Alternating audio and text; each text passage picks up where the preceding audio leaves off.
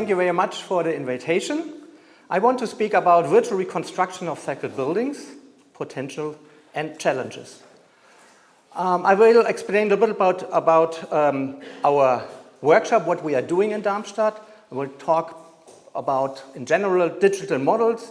I will talk about the potentials and challenges of virtual reconstruction. And I will go a little bit deeper in the topic of destroyed German synagogues. So what are we doing in Darmstadt? First, we're doing reconstruction and simulation of destroyed architecture.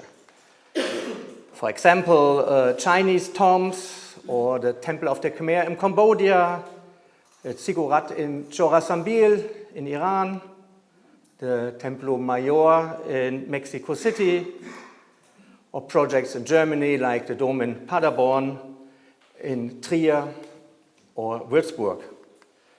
And also some cathedrals in Italy, like in Florence, or the history of St. Peter in Rome. Besides this, we are doing rapid prototyping. So we start very early to bring our models into physical models with this new technology. And we're doing museum installations and animated maps. So if you have a historical event which has an extension in time and space, we do this as an animated map because it's much more clearer, the content. So coming to the digital models. First, I want to speak about intention. There are different intentions. You have entertainment, like in the movie sector or in the games. You can use them as research tools, and they are connection to discourses of the identity of a society. So if the Mexican society wants to depict the roots of their society, they decided also to look on the ancient temples. And there's a connection to discourses of the culture of remembrance. For example, the destroyed German synagogues connected to the history of Holocaust and Shoah. Coming to digital models, I want to divide this in two sectors. On one hand, you have these automatically generated models by structure from motion or scanning. Almost, we are talking about digital models of existing buildings. And then you have the virtual reconstructions of buildings that does not exist anymore, and they are handmade in the computer. I will show this in a few minutes. Okay, coming to these automatically generated models. Of course, all of you maybe know this, these advanced technology in structure from motion, you take images from a building and put them in a computer and get a model. So that's quite nice. And here you see such a model just taken from photographs with a drone from the church in Oppenheim, one of the famous Gothic churches between Strasbourg and Cologne. So this is the model we got obtained from images. So we don't do the structure for motion, but we work with this model. Here you can see the detail. So you can go in every point of the model and can get the detail of this virtual model like this. The inside. And even you can add in this model something else. For example, an organ. This organ was in the church, but it's not existing anymore. But there are plans to bring them back and to show how it would look like if this organ comes back. Okay, coming to the virtual reconstruction. I will take the Mannheim synagogue as an example just to explain what is the difference. It's not automatic generated. You see a balustrade, and then you start with drawing by hand in the computer. Give him a height, and this goes on. You always draw some lines, some forms, a shape which follow a line. So, but everything is drawn by hand in the computer. So AI helps not at all at this time. So I think it will take years. I don't know if it comes sometimes that AI will help on this kind of reconstruction. So, and this goes on, and you see it's a lot of work.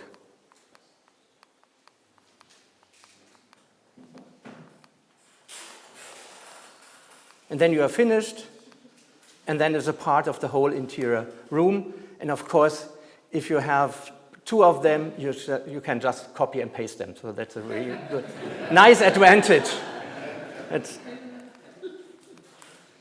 Okay, coming to the project of synagogues in Germany. Let's go a little bit into the history. So in the 19th and 20th century, there were built a lot of synagogues, and we can say about 2,800 until 3,000 synagogues in the Third Reich. And they were, of course, part of the cityscape.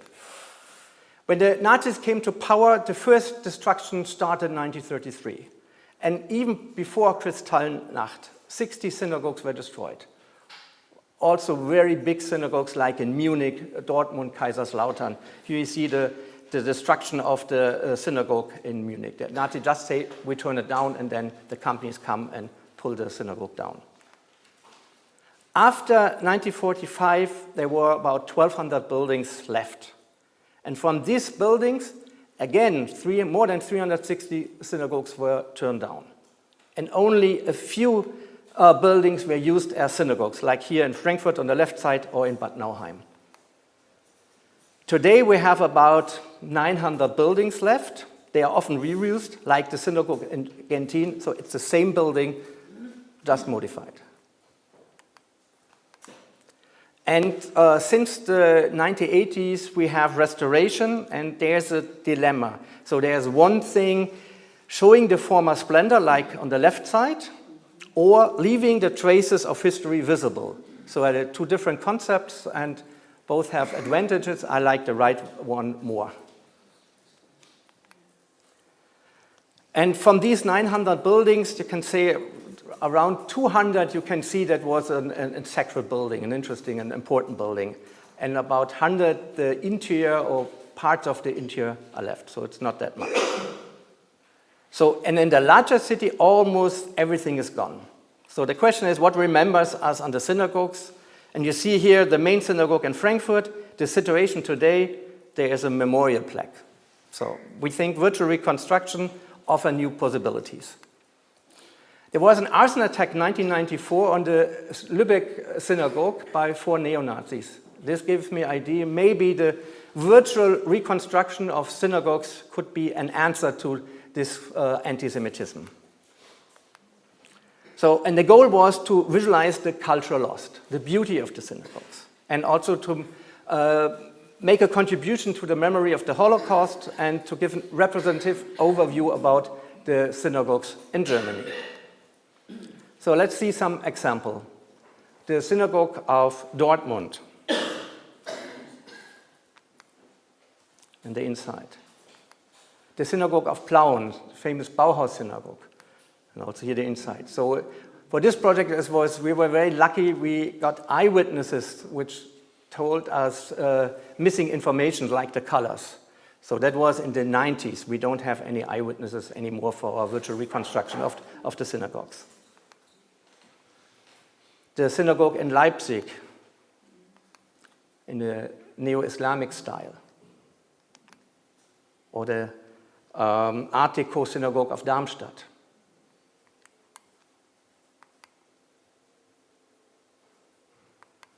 The main synagogue in Frankfurt, which we have seen before, and the inside. Okay, now I'd like to speak about the potentials of virtual reconstruction for cultural heritage and for lost architecture. Of course, this atmospheric visualization, it's a great advantage. Almost for the interior, there's almost no other media who can do this in this way. Crossfades. So this is the situation in Bad Kissingen. This is how it would like if the synagogue still stand, but this is reality. Involving the witnesses. We always, when it was possible, we put the statements of eyewitnesses when they talk about their experience, their memories of the synagogue in our movies to combine these films with our virtual reconstruction. Or if you have architectural remains in a site, then you can show how the building looked like. So this is the synagogue of Speyer. Or even you can tell the history of a building using digital models. I think it's very powerful. Even if the building still exists, it has a history with different phases. I come to the Cathedral of Florence to go a bit in detail to this. So this is the situation in Florence. You see underneath, you can go there and you see the excavation of Santa Reparata, the first church there. So you can depict this in the architectural model, in the digital model. So you can see the church here as a reconstruction in comparison to the situation today. The inside of this first church, we're talking about the 4th century, and in comparison to the cathedral. So they built the cathedral, and when they closed the roof, they destroyed the old church. This is the situation before Brunelleschi built his famous cupola. So it's also possible to visualize the process of building. So we did this, the measurements, the machines of Brunelleschi. So and we can do this also in animation. So that's very nice what you can do if you're depicting the history of a building. The greatest potential for me is the digitality itself. That means these models are stored in zeros and ones. And it depends which interface you use, you get different output. For me, the first time very convincing was rapid prototyping in the early 2000 years. So you see the sketch from Michelangelo for St. Peter and the rapid prototyping model. So it just came out maybe in one night. And we use this also for the synagogue project. Here you see the digital model of the synagogue in Kaiserslautern. You can look inside. And the rapid prototyping plaster model. And then we were asked for the new permanent exhibition in the Jewish Museum in Berlin. Could you do something where visitors can touch the models? We can stay there. And we decided and look, and we printed 4 models in stainless steel. Here you see the synagogue of Cologne. And then in the museum you have these turning tables, and the visitors can turn them and can see them from inside and outside. And they can touch them and they cannot destroy them, and so very sustainable. And next to this, there is a virtual reality. So virtual reality, this is for me, there is no better way to show lost architecture. Not at all. So there's possible to feel the building, to feel the height, the measurement. So there's no other way if you want to do this. And I think it's also a way to make younger people curious for interesting content.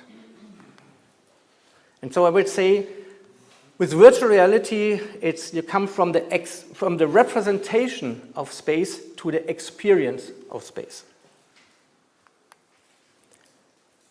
I will show you a little bit of these possibilities, what you can do with virtual reality, taking an example of what we have done for the Museum of the Celtic World in Glauberg, one of the famous Celtic sites in Germany. So we built a virtual museum space. We have a world with it's like more a comic style because nobody knows how these Celtic houses look like on the Glauberg. And there are these objects scanned and put them in this virtual model, and you have the virtual device can scan your hand or can track your hand. And you can take these objects and can look on them, you can bring it to your eyes, you bring it to some point and get information to these objects.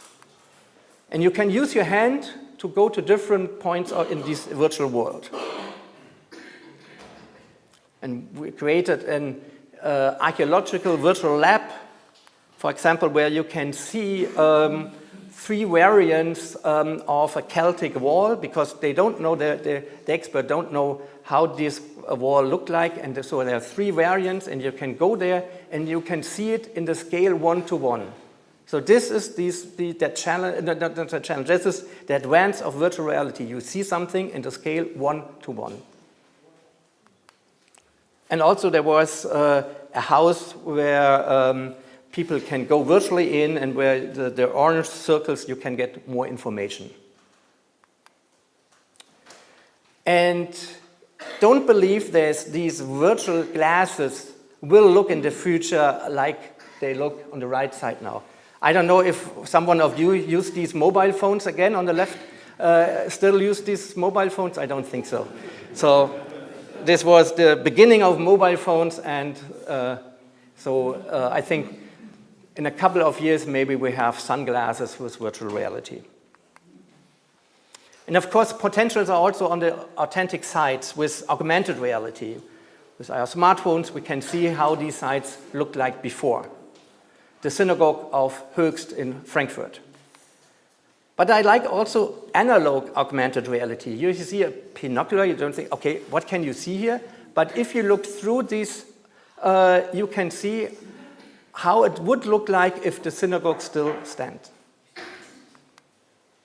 So the synagogue in Höchst from the outside. This is what you see if you look through this. It's the same perspective.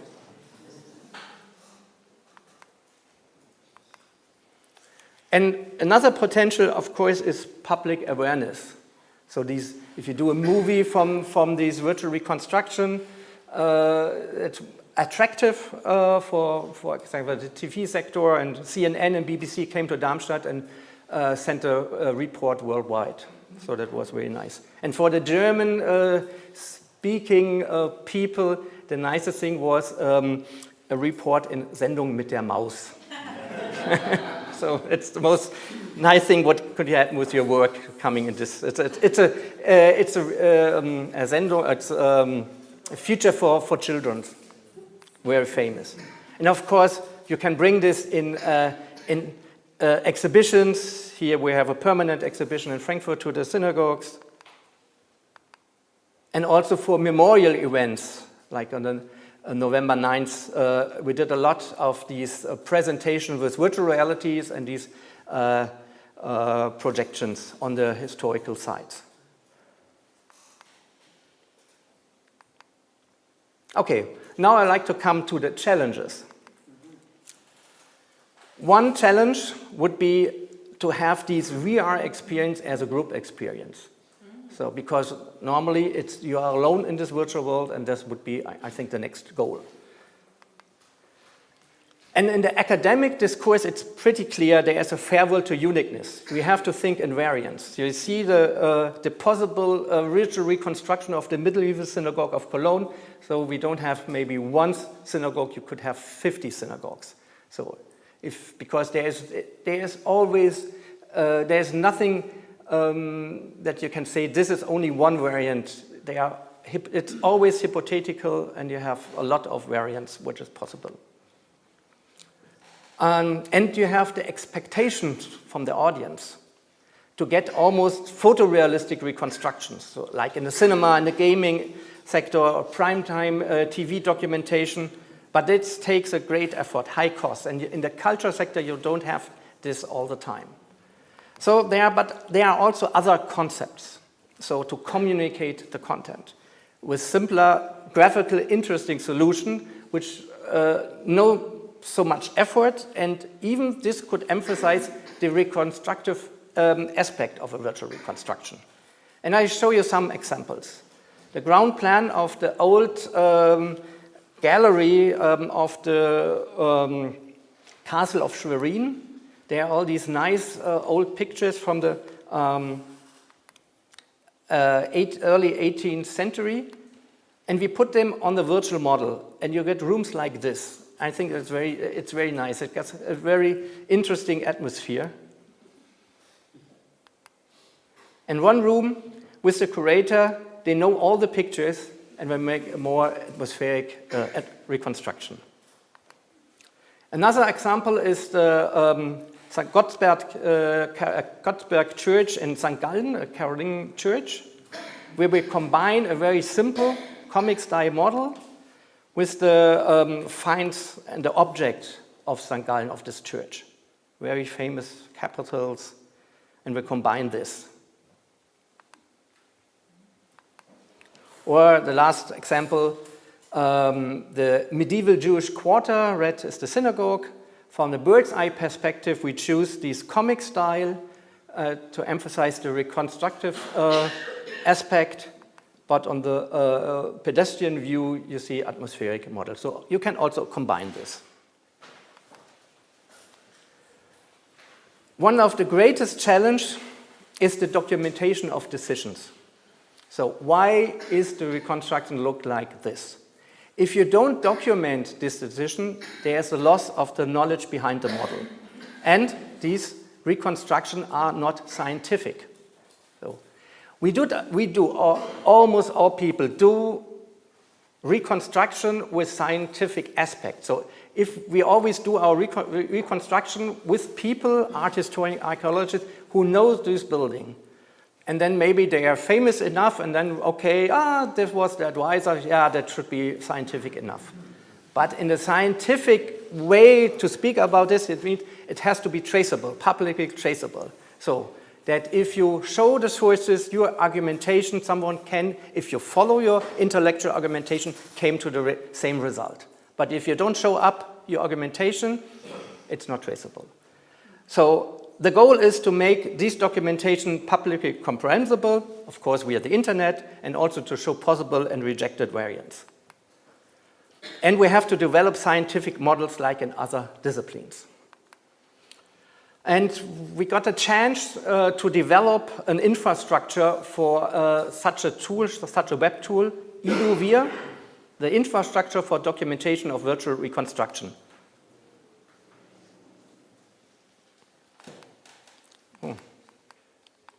Something changed here. You cannot see it. I don't know what happened here. So this is founded by the German Research Foundation. It's a free web tool. It's consolidated by the Darmstadt University and State Library. And there is only a short training period. 20 minutes is enough, and then you understand this tool. There are annotation of 2D and 3D representation. There's an automatic PDF creation. Let me see, I don't see. Oh. Is this some? I have some problems with the presentation. It has black. I don't know why. Okay, let's see. No, it goes. Let's see. You see an overview about this is a starting page of one project, churches in Berlin, the Petrik. You see this tool now. You have the geolocation. You have on the left-hand side a structure. The slides there was in black. I couldn't show it to you. We developed in Darmstadt the reconstruction argumentation method. So that means we divide our reconstruction in certain areas. Each of these areas depict one or more variants. And for each variant, you have these triple. Reconstruction, sources, and the argumentation. So I show it you on the website. Here you see these, the structuring the areas. We have the source materials. We have the reconstruction material. We can upload images or models. Let's see, come here. And here you can see we have the reconstruction of the left-hand side, we have the source materials, and then the argumentation.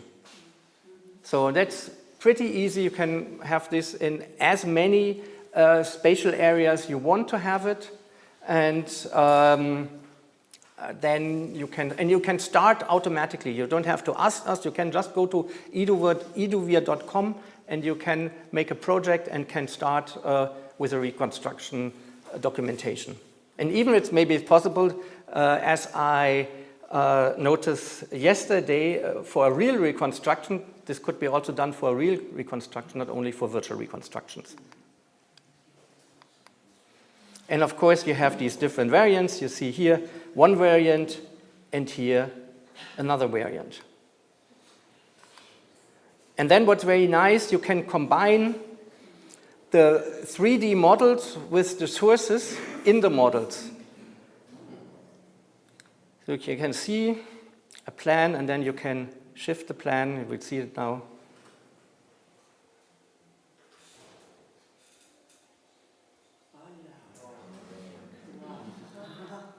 So that's the question how, for the plausibility of the virtual reconstruction.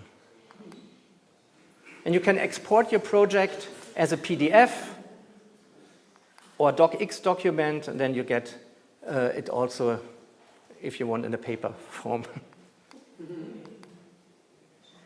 I have a problem. All the background is black. I don't know, is this happened just on this laptop? Do you know? Let me see if I have a chance to change this. Well, otherwise, it would be. Perhaps you can open. Oh, maybe I leave this slide up. And there's another one. What slide was it?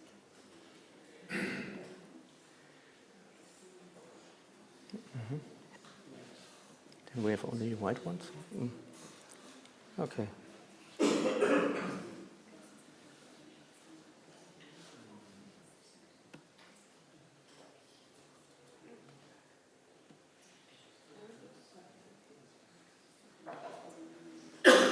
Okay, now it works. And there's also the evaluation in EduVia. So there's an object classification of the sources used. There's an almost object classification if a use source depicts an analogy or the original. And there is a subjective self-evaluation of the plausibility of the reconstruction. So, and that depicts geometry, surface, structure, and coloring. So first conclusion on this tool, so the getting standards for the documentation will take time, and we have to include all the community. And we have to keep the hurdles low, otherwise people won't do this. So maybe solutions go in two directions, getting more money for the documentation, so people, museums, government, if they want to have a virtual reconstruction, they put money on the table for the documentation. Maybe otherwise it doesn't function. And on the other end is to develop tools, very user-friendly tools, that you use already during the reconstruction. In the best way it would be, if you use this as a tool, maybe 90% of the documentation is already done. So some closing remarks. So the great potentials for virtual reconstructions are in situations where architectural remains are present. So as I show it in the Synagogue of Speyer. And of course the visualization of the history of a building.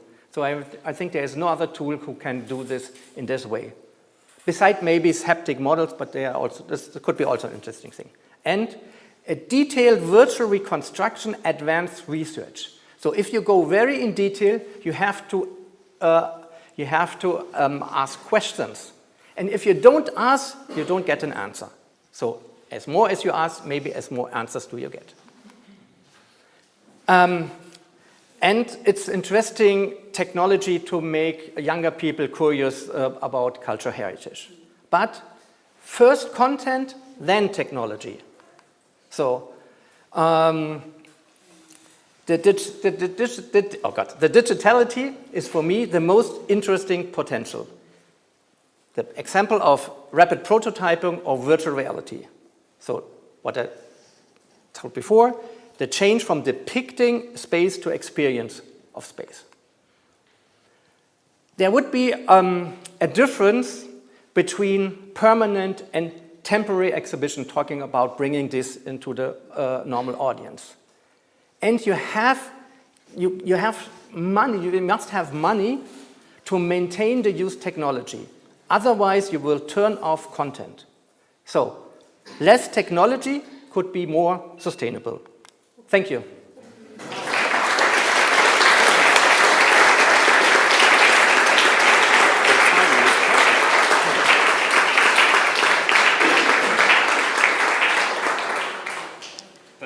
Thank you, Mark.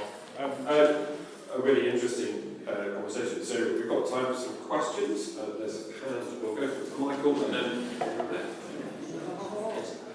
Thank you, Mark. That was absolutely fascinating. So I was just thinking about if you're walking past a building, there's a plaque saying that, you know, previously this building was X.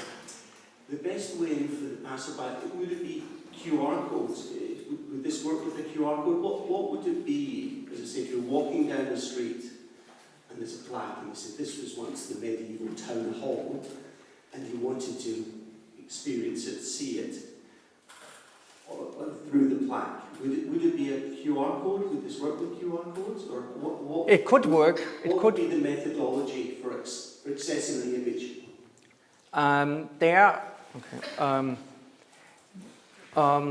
Yeah, you can use augmented reality with your smartphones. We tested until now. I think there is that challenge, and it's not working that good, because if you want to use augmented reality, then you have the newest generation of cell phones and mobile phones. If you don't have them, maybe it's not function, and even it's not that. You don't get the really right position. So another thing is what you can do. You make 360 degrees panoramas. You have the QR code. You get the position, and then you can go with your smartphone and can look there. But it's not a real-time model. So real-time models that you really can walk, it's still a challenge, because then the cell phone or your server behind has to calculate. And it's always that the quality of the image, it would be better if you have a pre-rendered panorama. And it's more sustainable, it's more stable. So until now, I would go not for the advanced augmented technology, I would work with panoramas, with images, with movies. So you got more than less 100% success. And otherwise, maybe half of the people said, oh, it's not working. And if technology is not working, content is not working. So this is for me the most important thing. Using technology, digital technology, it has to be 100% working. Otherwise, you lose the content.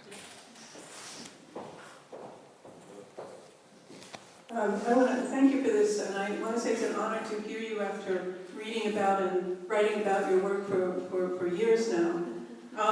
There are many. You were one of the pioneers of the digitization, reconstruction, virtual reconstruction of synagogues back in the 1990s. Nowadays, there are many different organizations and bodies and institutes that are carrying out virtual reconstructions of synagogues. There's one was launched a couple weeks ago in Belarus of the Volpa synagogue. I think that the University of Mainz have a big project about the synagogue in Wrocław, and there are many other projects like this. Is the technology shared among you? Is there cooperation among all of these groups, or does each institute sort of take care of its own work and not? How much cooperation is there in this world of digital reconstruction of synagogues, basically? We used almost the same technologies, and they are not developed by us or others. They are developed by companies. So for the movie sector like this, so we know each other, but there's no necessary to communicate, except maybe on some aspects like the documentation. So that makes sense to work on this field. But otherwise, there are so many reconstructions in the world. You cannot work with all of them. It would not make a sense. I don't know where's the sense. It makes sense to work together, getting standard, for example, of documentation. So this could be interesting. Or if you want to, if you have a content where maybe different synagogues should come together, this could be interesting. So, but otherwise, there could be only special interest to work together. Otherwise, there's no need.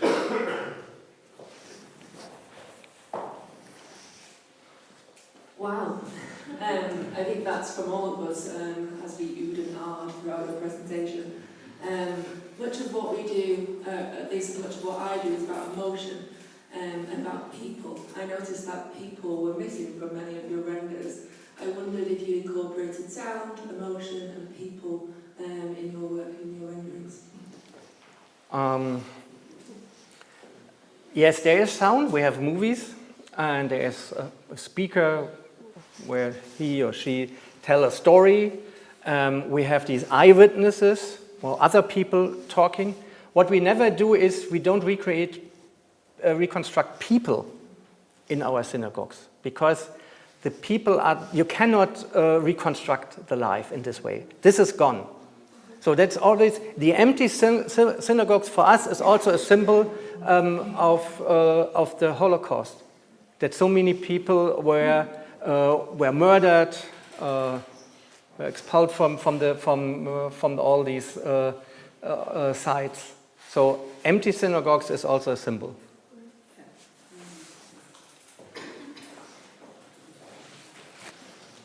Thank you for your presentation. And of course I would like to say that for the ones who are close to the sector of architecture and research of history, of course, we see this kind of research in all the faculties, many faculties in Italy also, and abroad. So it's pretty common nowadays having these tools for our research. And I have to underline two aspects. The first one, it's the importance of this research for the prototyping, for example. This is extremely effective. For example, for the blind ones, they can touch architecture. There is a scale by means of which they can recognize. And you know what? It's extremely interesting, the contrappasso. The fact that you use visual art, but to provide tactile informations. And this is interesting because you reverse. You use the visual to create something experiential, no, for the ones.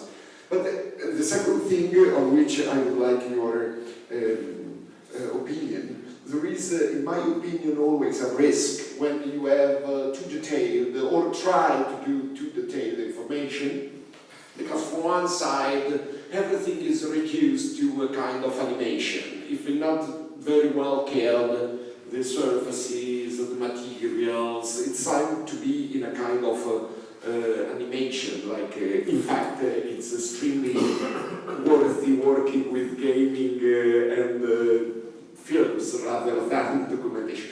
But I would prefer always when the result is given provided by sketches, very empty, because there are always sources missing for these buildings. And it's, you arrive into a point where you give an interpretation of the space.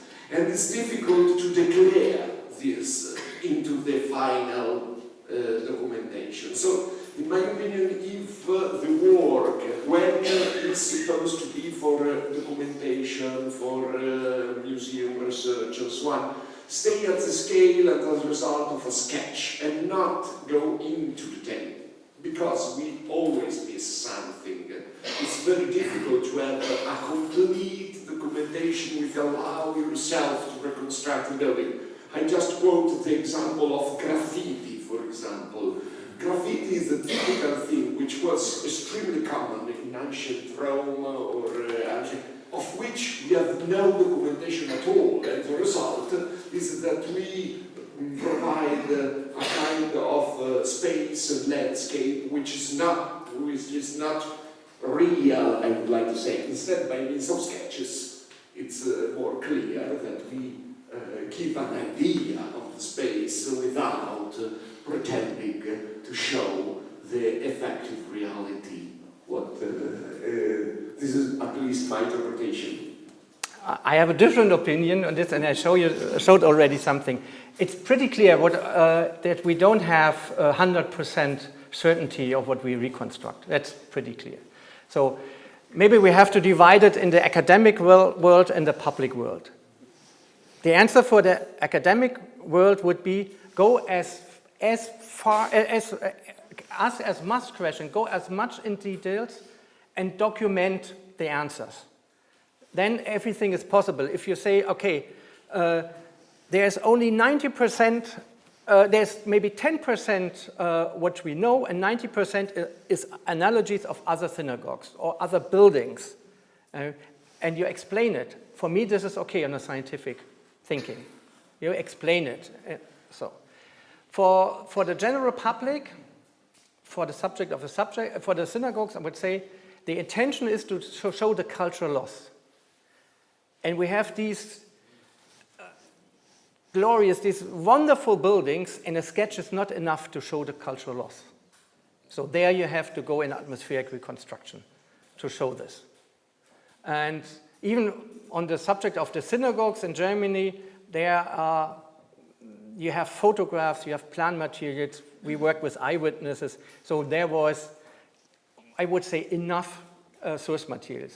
It's different if you go in the medieval time. So, but I would agree, it's a challenge to deal with this lack of sources, but I will go in another direction.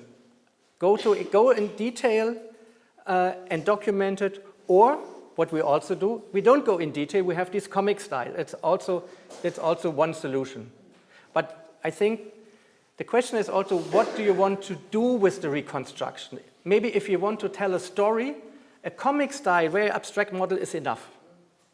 So it depends. It depends on money. And what I say, always content first. Thank you. I'm really sorry, but we're going to have to move on with the programme, but I think if we extend another warm round of applause.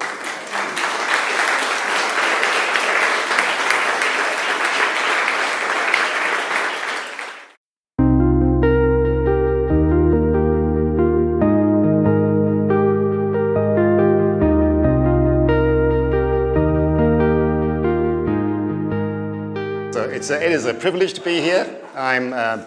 Thank you very much, FRH, for working with me and my colleagues and for inviting us to talk about this today.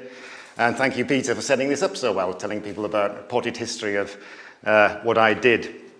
It leads me into what I want to talk about, which is GIS databases. And I'm sure you all know what GIS is, Geographical Information Systems. And I would say this is going to be very low-tech after the last speaker that we heard. This is very simple approach, but fair enough, the technology behind it is not so simple. I don't understand it at all, but I think I know what I can do with it. So when I checked into the hotel day before yesterday, seems a long time ago now, I found one of these at reception. Do you recognize what this is? This is a paper map. Did anybody here use the paper map to get to the conference? Wow, that is really impressive. So that's analog.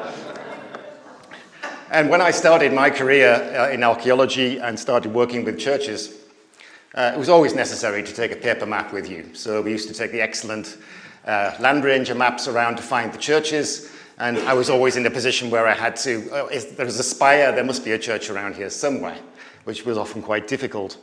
And that was in the late 90s. And that was a period when most local authorities in England, and I was working for one at the time, were developing GIS databases very slowly. But a lot of the information was still analog, and not much was on the web, and we didn't have these things. So you couldn't access it remotely. You had to sit in front of a big clunky computer to be able to get at that data. So now, I imagine that most of you who didn't put your hands up, you used one of these to get here. So you were using GPS gadget, you were using GIS to navigate your way from the hotel to here. Now, if you've got one of these in a big leather wallet like this, how many of you have got that? That proves you're old, my daughter tells me. So there you are. You are officially an old person if you have one of those, but if you have it naked, then you are a young person. So the young people won't remember the genesis of these systems from the 90s onwards. We've only had mobile phones since about 2005. But around 2000, started working for the Church of England, and we decided we wanted to have a religious heritage database for the Church of England. And that was costed up, and at the time, the cost was said to be 20 million euros to do the whole of England. So you can imagine that project was just put to one side for a while, and we waited for the technology to catch up with the ambition. And finally it did in, let's go to the first slide. Finally it did. We got the money and the opportunity in about 2014. So we built a religious heritage database for Church of England churches. It took about a year. It was actually quicker than we expected. And it cost a tiny fraction of the amount I said. It wasn't anywhere near, it wasn't even €1 million. It was much less than that. We thought, okay, so we can do this. And then we got very carried away with ourselves and we said we had the best religious heritage data, the only religious heritage database in Europe, and we were way ahead of anybody else. And then I started going to FRH conferences and I found that everybody else was doing exactly the same thing at more or less the same time, and sometimes better than we were doing it. So we found that there were a proliferation of religious heritage databases, and they were done by different people for different reasons. So sometimes it was about risk. So it was about heritage that might be lost. Sometimes it was about managing an estate. Sometimes it was for research. But it seemed to me, as I looked at all these systems, that they were built in pretty much the same way. They're all using the same software. So started to work with some colleagues on the idea that we could create one map, one database, that would connect all these different databases together using very basic information, dots on a map. And I started working with Torsten Cruz, who's here, who you've also heard about working in Cyprus. And we decided we needed to form a group of like-minded people, and we founded Religioscape, which is a non-for-profit community organization. And if any of you want to talk to us or you want to join Religioscape in an informal way, please get in touch with us through our website. So having decided this was a good idea, we found out that FRH wanted to do the same thing. So we thought, light bulb moment, let's talk to FRH if we can work together to create a digital sanctuary for religious heritage, a GIS database of all religious heritage across Europe. And we built a pilot website, and we put on that a number of small, sometimes very large data sets. So we, obviously in this pilot over the last 2 years, we haven't tried to record everything, that would be impossible, but we wanted to test out different kinds of data sets to see if we could manage to put it all in the same format. And I think we proved you could. So again, we decided to use Cyprus as one of the pilot areas. And here, Torsten actually did the incredible task of, this is Larnaca district in Cyprus, of driving around all these religious heritage assets. So he actually physically went and recorded them all. Many of them were on various websites, government websites, etc. So he wasn't starting from nothing. And of course, Torsten had done some research before on endangered heritage assets that we heard about yesterday from Tarek in Cyprus. So this is the gold standard. This is what we want the whole of Europe to look like. So you can see here we've got color-coded. Red is Christian. So they're mainly Greek Orthodox churches and cemeteries. So the symbol with an arch with little people inside, that's a building. And the gravestones, they are burial grounds. So each one of those is a religious heritage asset. So the reason I wanted to be up here on the stage is so that I can point. I don't have to use the pointer, I don't think. I can wander across the stage. Is this all right here? So I wanted to just point this out. So you have Larnaca there. Forget the motorways. This is the old road out of Larnaca. And what the map shows you is the whole potted history of Cyprus, just in one map. So you can see here, what's this little church doing by itself? That's a pilgrimage chapel. You can tell almost by the location. There's no settlement near there. And here, interestingly, we have a mosque, a Greek Orthodox church, in the same village, and we have two burial grounds. The symbols are overlapping each other because the Greek Orthodox burial ground and the Sunni Muslim burial ground were next to each other. So that is symbolic that these people were living quite happily, peacefully together for many centuries. And we were also told that there was no Jewish heritage assets on Cyprus. Yes, there are. So, cemetery down here, new synagogue there. There's a new community growing, Hasidic Jews in Cyprus. And what's interesting there is you've got the Jewish cemetery and the new Muslim cemetery right next to each other.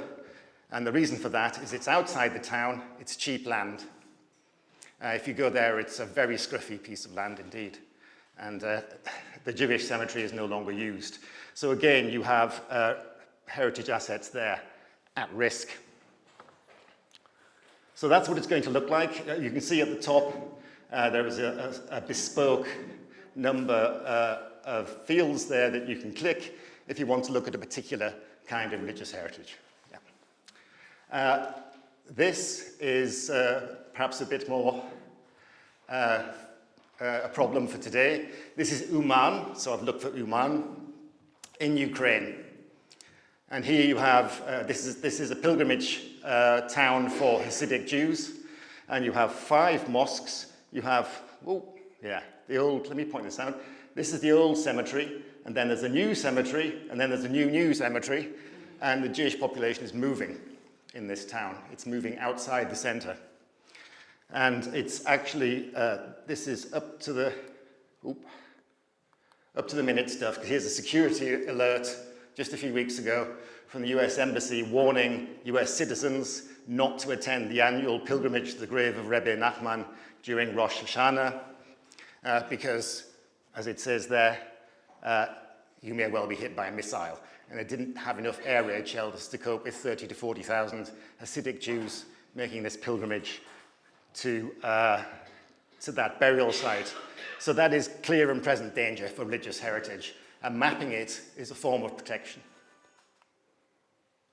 That's a bit fuzzy, but this is what the database behind it looks like. What we are trying to get is just very basic data. So it's basically where, what, who.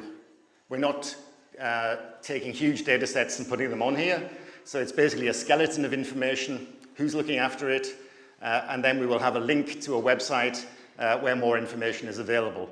In this case, it's a Jewish cemetery that has been recorded by the ESJF project, European Survey of Cemeteries Initiative. Fantastic project that's mapped the cemeteries in Eastern Europe, but there are holes in it that we're trying to fill. So basically what we do is we just provide basic data, a symbol on the map, and then a link to where more information can be found. However, if there is nothing, then Sanctuary can become the prime resource. So we can document absolutely anything you want. We have the vocabulary for mihrabs, bema, altars, fonts, anything you want is in the system. So if anybody wants to use the system for that purpose because they don't have a system of their own for religious heritage, please talk to us about that. So what are we recording and not recording? So we are recording ruined sites, abandoned sites like this church in the north part of Cyprus. We're not recording prehistoric archaeological sites that may or may not have been used for worship. So it's mainly, we're doing common era and the main religions that have existed through history and exist today. So the main reason for that is just that's very open-ended, and we might increase it to that. So all these things with religious heritage assets, a graveyard, a very modern mosque right up to the present day, ruins of a mikveh there, or a monastic landscape. Those are all religious heritage assets. And how many are there? Okay, this probably won't work in your country, but I've had a go at this. So those are estimated numbers at the top in 3 countries. That's including cemeteries as well as places of worship. It's an absolute minimum. I suspect there are more. Pretty sure the figures for Great Britain and Ireland. Cyprus, Torsten tells me there's probably more.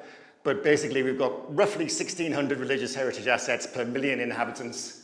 750 million people in Europe gives you 1,200,000 religious heritage assets to map. How are we going to do that? That's a crazy thing to try to do. Well, because we assimilate the basic data, as I said, from national agencies, planning bodies. We integrate data held by faith groups, research institutions, and special interest groups, such as the Foundation for Jewish Heritage, who gave us the data. Really, really good. Michael, you were so helpful. Your people. And where no data is available or gaps exist, Religioscape will create it itself or through partnerships. And I've just got time to say one last thing. No? You said we should talk about AI. Yeah, okay, yeah. So AI has got potential. Now, it's not time to talk about the ethics of this, but basically, AI, you're training the computer to look for certain things in metadata and in mapping. So you can look at an old map, and you can train the computer to pick out certain features, whether it's a place of worship or a particular landscape feature. So actually, where there's lacking data, you could use AI to fill in those gaps. And that may be a very much cheaper way of doing it than us humans staring at a map. So that's it. Thank you, Jonas.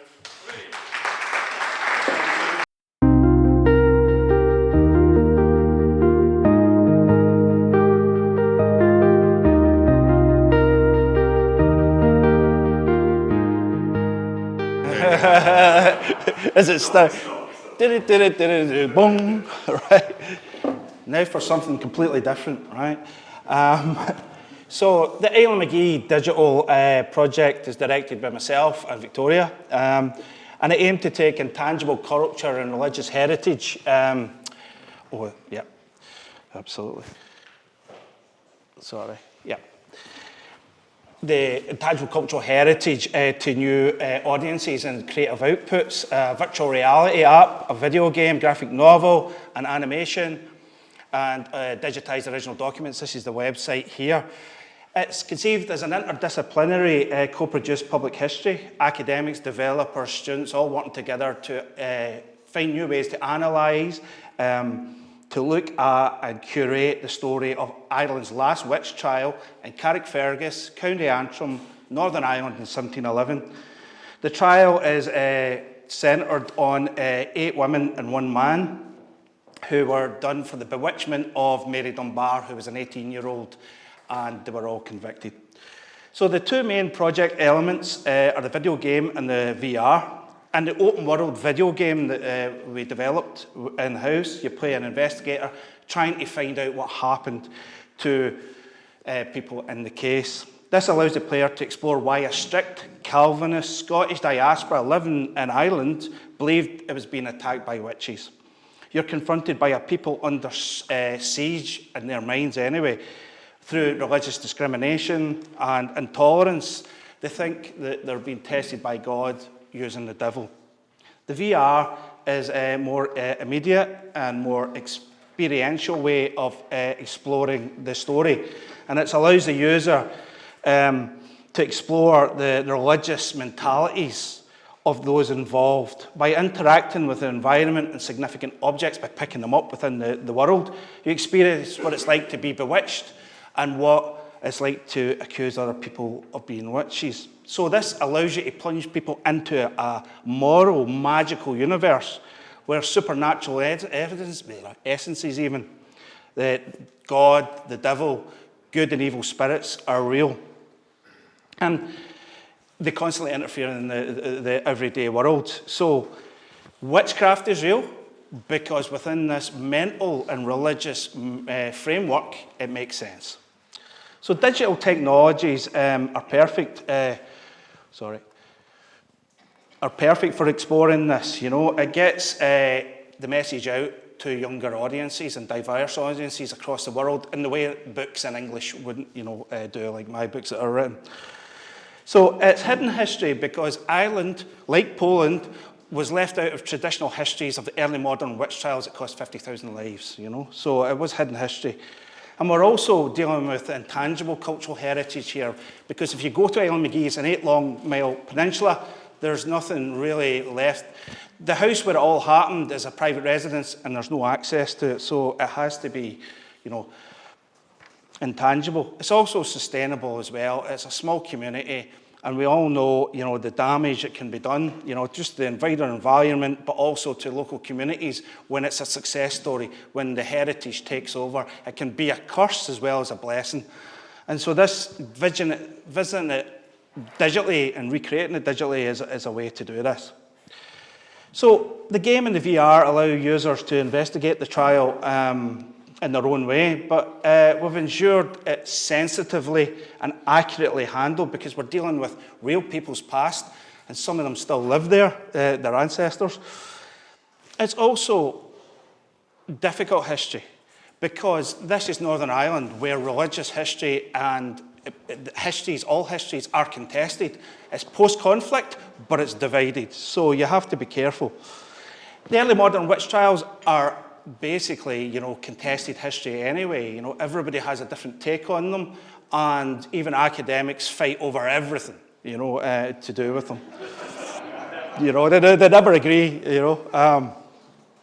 So in Northern Ireland, actually, in 2015, these are headlines from newspapers. It became difficult history in Northern Ireland, the Islandmagee trial. This is because it was a small plaque was obstructed being, just saying their names, being set up in Islandmagee by a local councillor who thought that this type of public remembrance of a witch trial was tantamount to devil worship. This is because he represented a significant majority or minority of present-day evangelical Protestants who believed that the witches were guilty then, and they were practicing black magic, and they deserved what they got, basically, right? And things have begun to change. In 2020, a newly constituted local government erected the plaque, but they also paid for an exhibition that Victoria and I curated. And we got, that's the mayor of Carrickfergus playing VR, you know. So things did change, and we were able to take the project back there, and I'll pass on to Victoria. Sorry if I ran through that, you know. 5 minutes is not a long time.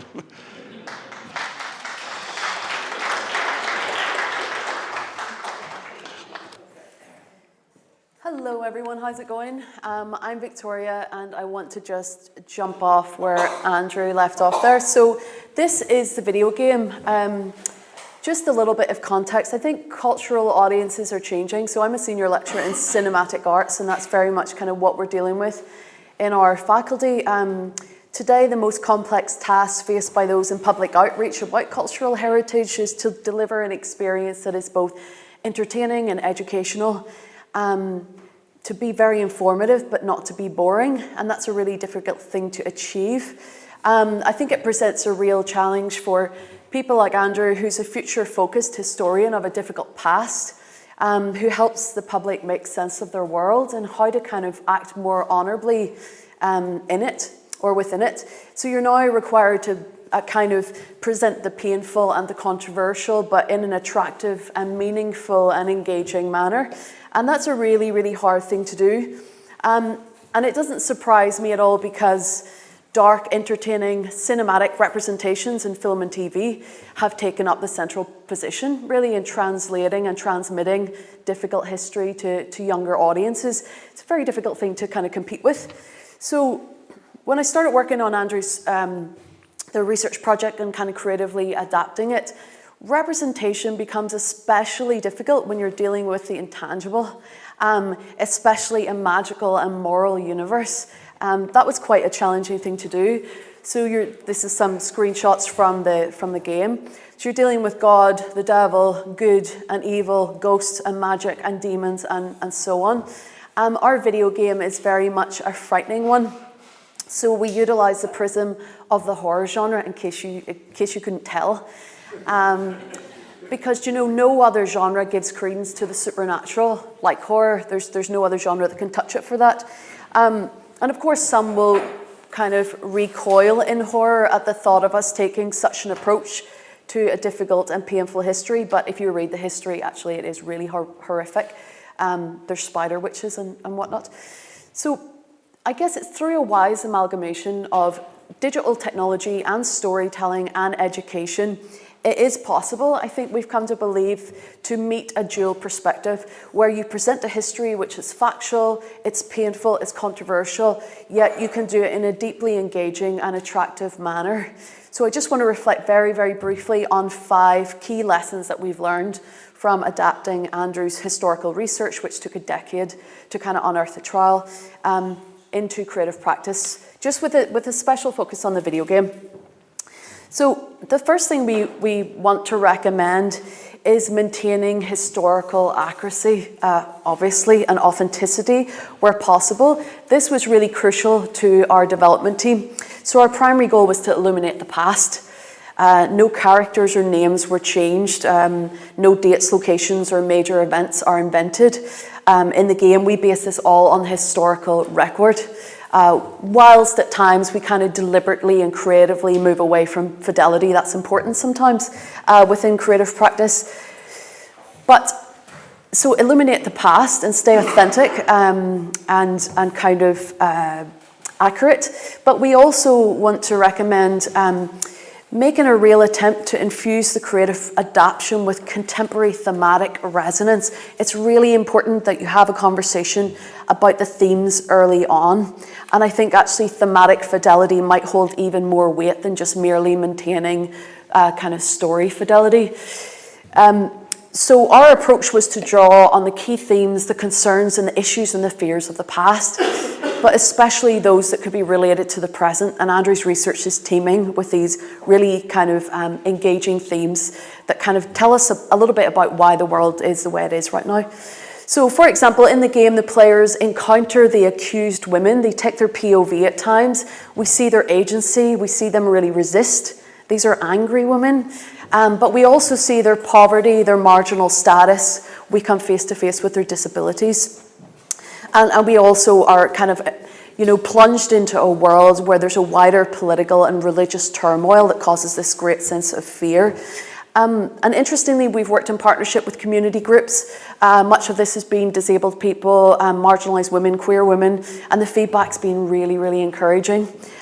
So that's kind of positive, and we can talk about that a bit more in the Q&A. You might also wish to experiment, you'll see from the top here, with unconventional genres like the horror. My kind of expertise is dark popular culture, so horror for over a century has examined power and repression and religious belief and the forces that threaten people in society, especially women. So it's really, really useful. I was just talking to Andrew last night about, the reason why The Exorcist is so terrifying is because the conventions of the horror genre actually allowed a Jewish director, William Frieden, to portray demonic possession with an intensity and a seriousness and a straightness that made the case for the real presence of the devil in the modern world. So he grounded the supernatural like never before. So I just wanted to make that kind of point that horror hits different, and it's definitely worth kind of including in your approach. Number 3 of 5, we recommend taking a historically kind of literate approach to your creative adaptation. So as I said, we provided the team with a list of characters, really thick descriptions from the surviving historical records. Every piece of dialogue in the game has been taken from the written testimonies that were given under oath. So we use that to guide our dialogue. The video game is historically accurate, whether you like it or not, it is accurate. And this, we believe, allows it to become useful, as a means of informing and critiquing the player's understanding of history. Whether you're in Scotland or Salem or in Northern Ireland or wherever. Fourthly, we built in a really strong historical aesthetic. We think this is absolutely crucial if you want to further your audience's understanding of the past. When you recreate the past, it has to contain associative iconography because the goal is to create something meaningful, right? So for example, our team spent much time, I showed you there, just recreating actual locations. Every location, town, dwelling is a careful kind of rendering of reality. And some of the associative stuff in the game is obviously the supernatural elements. And other things then are some of the texts associated with the trial, as you'll see here. So it's kind of an interesting one. Again, horror allowed us to to depict the supernatural in the game in a way that would help gamers today kind of suspend their scientific rationalism and conventional perspectives on supernatural beliefs. If they say, oh, this is kind of primitive and irrational with no real currency for me today, actually the game helps them to think differently about it. The game actually is able to contextualize the beliefs of the past. And finally, we want to recommend kind of striving to generate a real feel of the history. So utilize locations and other elements like material culture to help your audience develop a deeper understanding of life during the time. We paid really special attention, for example, to the feel of the costume in the game. So it's old, stained and ragged clothing, because that's what was used to identify witches in County Antrim back in the 1711. So again, the kind of soil-drenched, murky horror aesthetic helped us with that, right? It wasn't a giant cognitive leap. So just to summarise, we've spent the last 3 years adapting Andrew's decade-long research project on Ireland's last mass witchcraft trial into a historically literate, dark, creative practice. And this, I think, has allowed us to kind of to reach new audiences and to help them develop a deeper understanding of what was said to have happened, what more than likely did happen, but also the various social dynamics within wider society at the time. Thank you. Brilliant. Thank you.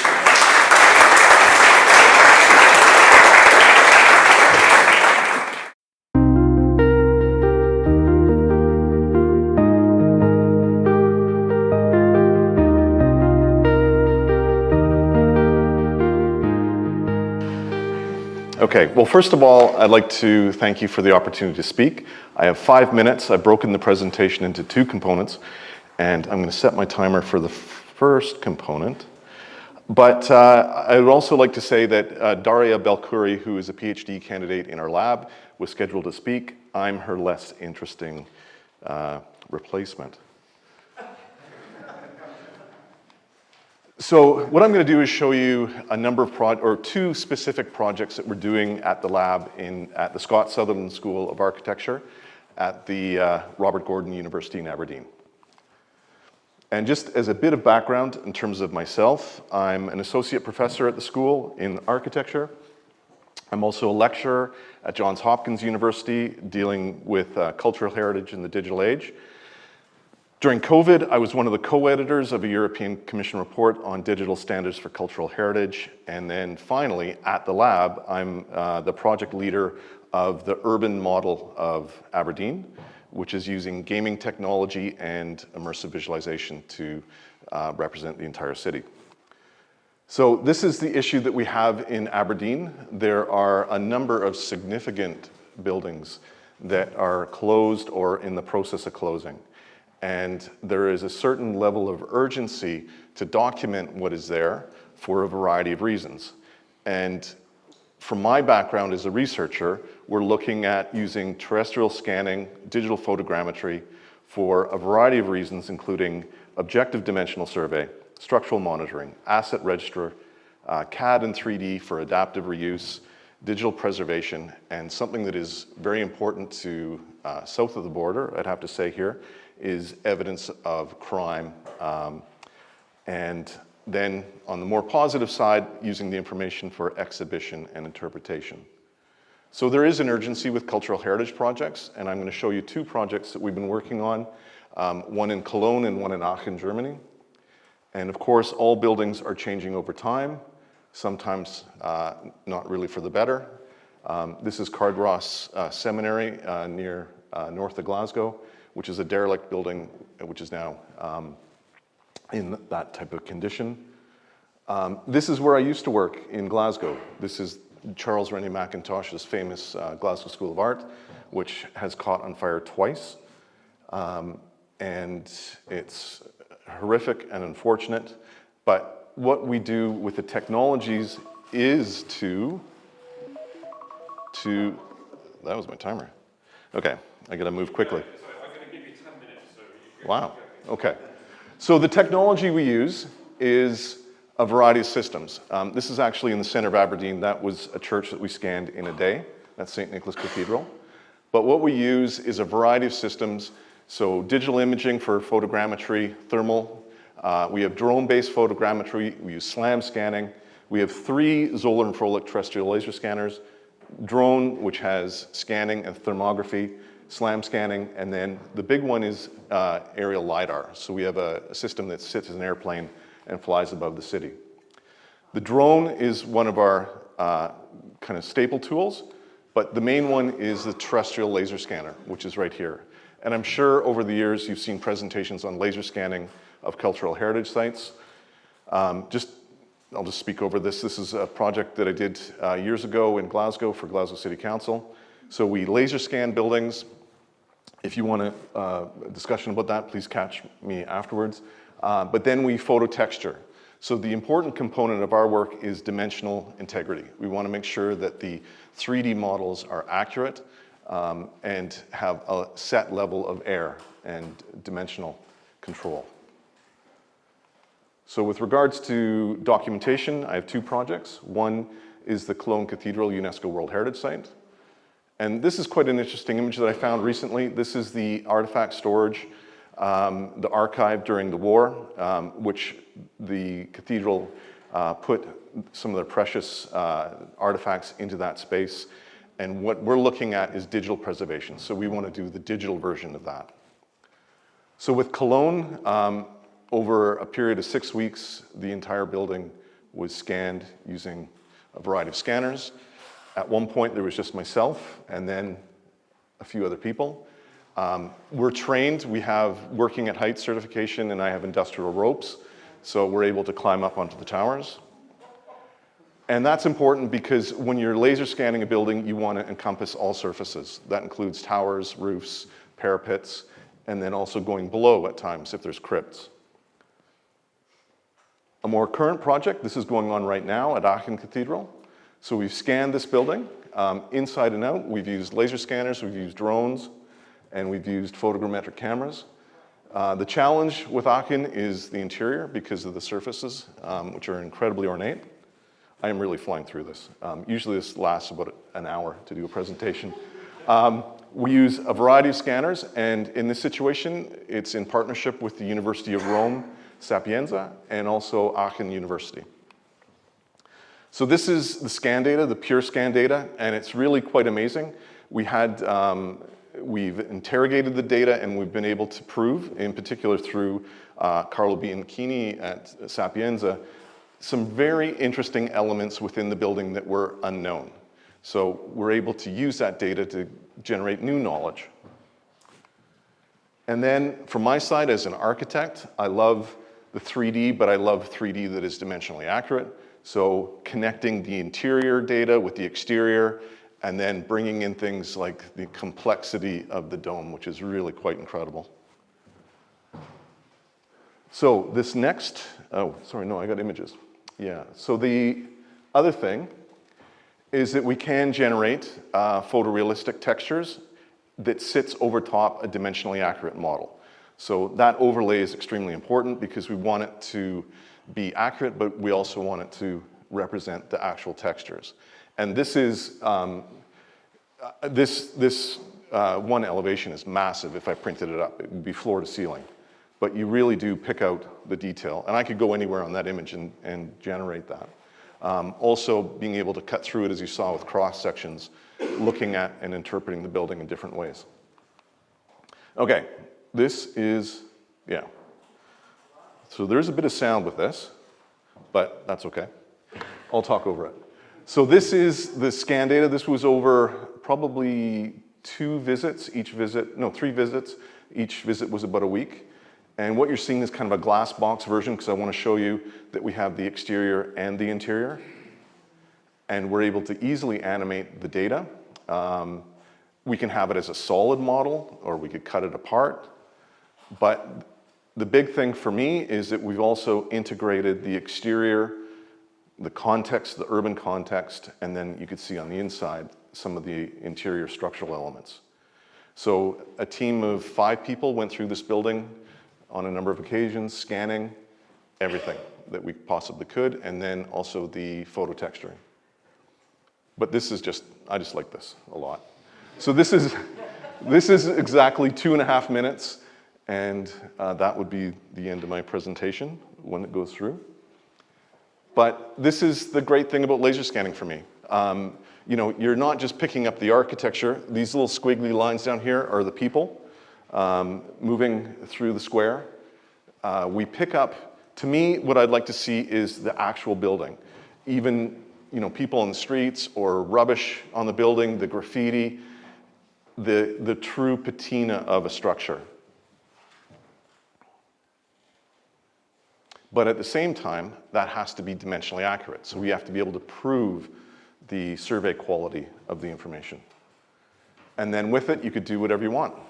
Like the previous presentation, you know, doing some wonderful stuff with exhibition, explaining the architecture of the building, why this building stands up, why it's configured the way it is, and as well tagging it with particular narratives.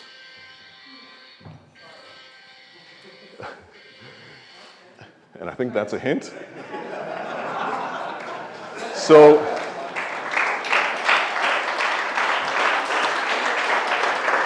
and that's it. Thank you.